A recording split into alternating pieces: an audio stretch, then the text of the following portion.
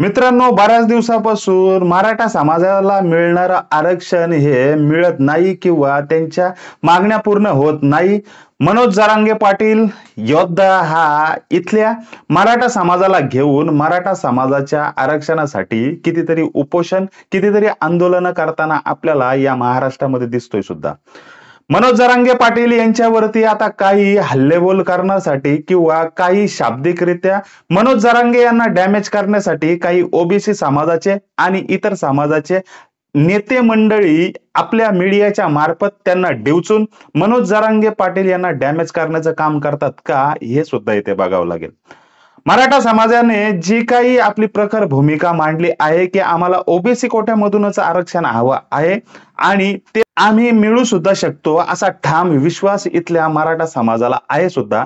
मनोज जरांगे पाटील यांच्या आदेशाचे पालन करून मनोज जरांगे पाटील विविध समित्यांचे अहवाल वाचत सुद्धा आहेत किंवा मराठा समाजाला उपोषण न करता किंवा आंदोलन न करता मराठा समाज हा आरक्षण कसं मिळू शकतो हे जरी निश्चित जरी झालं जरी नसेल किंवा उपोषणाचाच मार्ग आणि आंदोलनाचाच मार्ग येथे जर का मनोज जरांगे पाटील यांना जर का निवडायचं जर का असेल आणि मराठा आरक्षण जर का मिळत जर का असेल तर मराठा समाजाची एक बाजू या मनोज जरांगे पाटील यांनी पकडून सुद्धा ठेवलेली आहे. परंतु याच मनोज जरांगे पाटील यांनी मराठा समाजाला दिलेली साथ आणि मराठा समाजाला आरक्षण मिळावे याच्यासाठी मनोज जरांगे यांची चाललेली धडपड ही काही नेत्यांना, समाजातील इथल्या बड्या लोकांना पाहवत नाही का किंवा इतर समाजाला बघवत नाही का, हा सुद्धा येथे प्रश्न उपस्थित होतोय. परंतु इतकं सारं चालू असताना मनोज जरांगे पाटील यांना काही नेत्यांनी, काही कार्यकर्त्यांनी, समाजातील इथल्या लोकांनी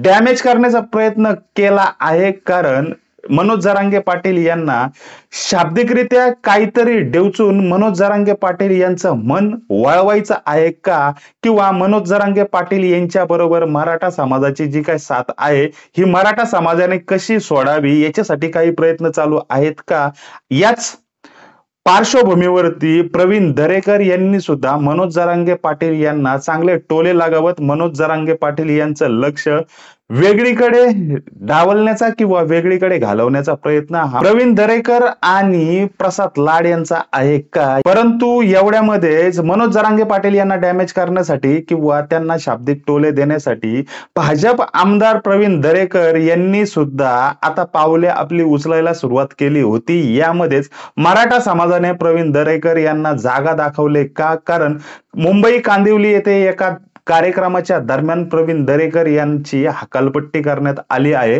ही हकालपट्टी मराठा समाजाने केली आहे. परंतु ही हकालपट्टी प्रवीण दरेकरांची का झाली, कशामुळे झाली, हेच आपण आजच्या व्हिडिओमधून बघणार आहोत. नमस्कार, मी समीर कांडागळे आणि तुम्ही पाहताय वैचारिक धिंगाणा. तुम्ही जर का या चॅनलवरती अजूनही नवीन जर का असाल तर या चॅनलला नक्की सबस्क्राईब करा, जेणेकरून आम्ही पाठवलेले सगळेच व्हिडिओ हे तुमच्यापर्यंत पोहोचतील.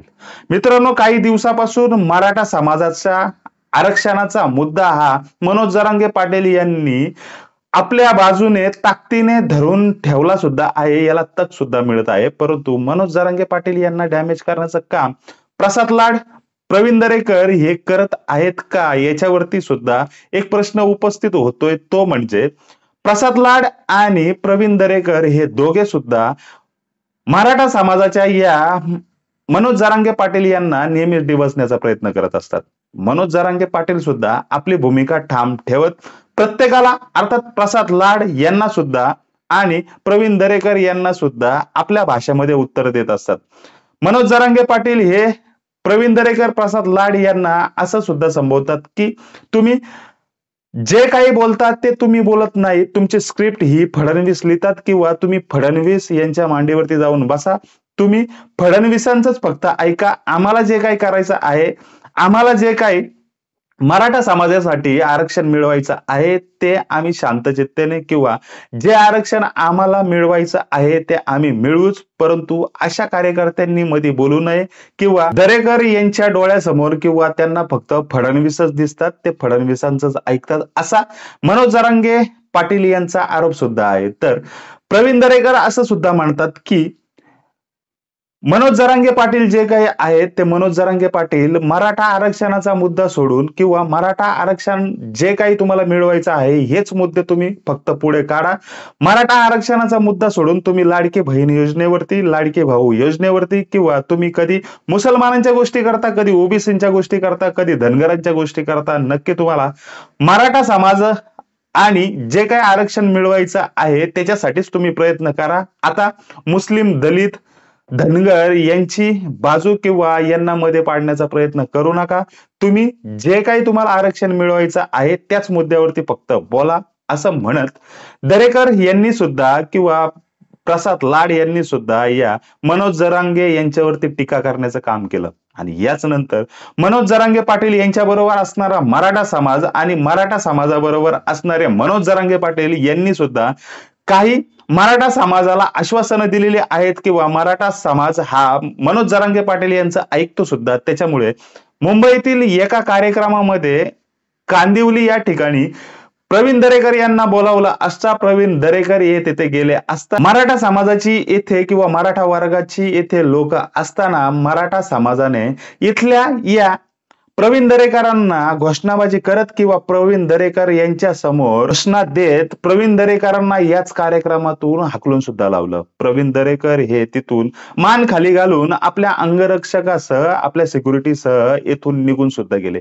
परंतु मराठा समाजाने जो काही कार्यक्रम आयोजित केला होता या कार्यक्रमाला प्रवीण दरेकर यांना बोलावलं सुद्धा होतं. परंतु प्रवीण दरेकर हे मनोज जरांगे पाटील यांच्या विरोधात जाऊन बोलतात. प्रवीण दरेकरांना मराठा समाजाची काही पडली नाही. त्याच्यामुळे इथल्या कांदिवलीमधील मराठा समाजाच्या आणि इतर बाहेरून आलेल्या इथल्या मराठा समाजाच्या लोकांनी प्रवीण दरेकरांना त्यांना त्यांची जागा सुद्धा दाखवली. परंतु ही घटना जी काही झाली या घटनेनंतर प्रवीण दरेकर येथून निघून सुद्धा गेले. परंतु प्रवीण दरेकरांवरती अशी वेळ का आली तर प्रवीण दरेकर हे मनोज जरांगे पाटील यांना जे काही टोमणे देतात किंवा प्रवीण दरेकर हे जे काही भाजपाचे आमदार आहेत आणि मनोज जरांगे पाटील यांचा भाजपावरती किती राग आहे हा आपल्याला कळतो सुद्धा. कारण मनोज जरांगे पाटील यांनी पहिल्यापासूनच फडणवीस यांना आतापर्यंत किती टोले दिले आहेत किंवा फडणवीस यांनी जे काही अगोदर मराठा समाजासाठी जे काही SC-BC कोट्यामधून जे काही आरक्षण दिलं होतं हे सुद्धा टिकलं नाही. तिथून मनोज जरांगे पाटील यांचा फडणवीस यांच्यावरती सुद्धा आता विश्वास राहिलेला नाही, पहिल्यापासूनच नव्हता. कारण मनोज जरांगे पाटील हे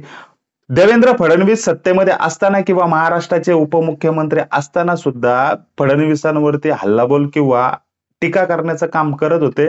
फडणवीस यांचा मुद्दा आणि मनोज जरांगे पाटील यांचा मुद्दा किंवा यांची भांडणं आणि टीकेला जी काही सुरुवात झाली होती तिथपासून फडणवीस यांच्या बरोबर असणारी लोक जी भाजपामधली किंवा जे भाजपाचे आमदार आहेत हे फडणवीस या आमदारांना बोलायला सांगतात. कारण आता फडणवीस माझ्या समोर येऊ शकत नाहीत असा राग हा व्यक्त करत असताना इथल्या या 6 कोटी समाजाच्या मराठा समाजाच्या वतीने जे काही मनोज जरांगे पाटील बोलत आहेत हे मनोज जरांगे पाटील फडणवीस यांच्याबरोबर असणाऱ्या भाजप नेत्यांना सुद्धा मानत नाहीत. हे उघडपणे मनोज जरांगे पाटील यांनी मीडिया समोर उघड सुद्धा केलंय. त्याच्यामुळे प्रवीण दरेकर हे जरी आणि प्रसाद लाड हे जरी मनोज जरांगे पाटील यांना डॅमेज करण्याचा प्रयत्न करत असतील किंवा त्यांना मराठा समाजापासून दूर करण्याचा प्रयत्न जर का असतील किंवा मनोज जरांगे पाटील आता राजकीय नेते झाले, ते आता राजकारणात येऊ पाहतात, त्यांना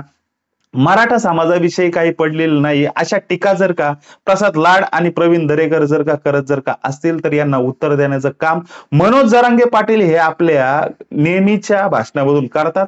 आणि याचाच एक फायदा हा मराठा समाजाने उठवला सुद्धा आणि मनोज जरांगे पाटील यांच्या सांगण्यावरूनच हे प्रवीण दरेकरांना या मुंबईच्या कार्यक्रमातून हकललं का असा एक येथे संशय व्यक्त सुद्धा होत आहे. त्याच्यामुळे मनोज जरांगे पाटील हे मराठा समाजासाठी लढणारे एक योद्धा आहेत. त्यामुळे प्रवीण दरेकरांना कांदिवलीतील एका कार्यक्रमात बोलावले असताना सुद्धा प्रवीण दरेकरांची इथे हकालपट्टी सुद्धा करण्यात आली. याच्यावरती काय निष्पन्न होतंय किंवा मराठा समाजासाठी आता मनोज जरांगे पाटील काय भूमिका घेत आहेत किंवा लोकांच्या इथल्या कार्यकर्त्यांच्या आणि नेत्यांच्या विविध समाजाच्या या टीकेला बळी न पडता इथल्या मनोज जरांगे पाटील यांची प्रवीण दरेकर, प्रसाद लाड यांच्यावरती काय भूमिका असेल, मराठा समाजासाठी ते काय आपली पावले येथे पुढे नेताना दिसतील हे पाहणं सुद्धा आहे. आजचा व्हिडिओ हा येथेच थांबवताना तुम्ही जर काही येथे या चॅनलवरती अजूनही नवीन जर का असाल तर नक्की या चॅनलला सबस्क्राईब करा, जेणेकरून आम्ही पाठवलेले सगळेच व्हिडिओ तुमच्यापर्यंत पोहोचतील. धन्यवाद.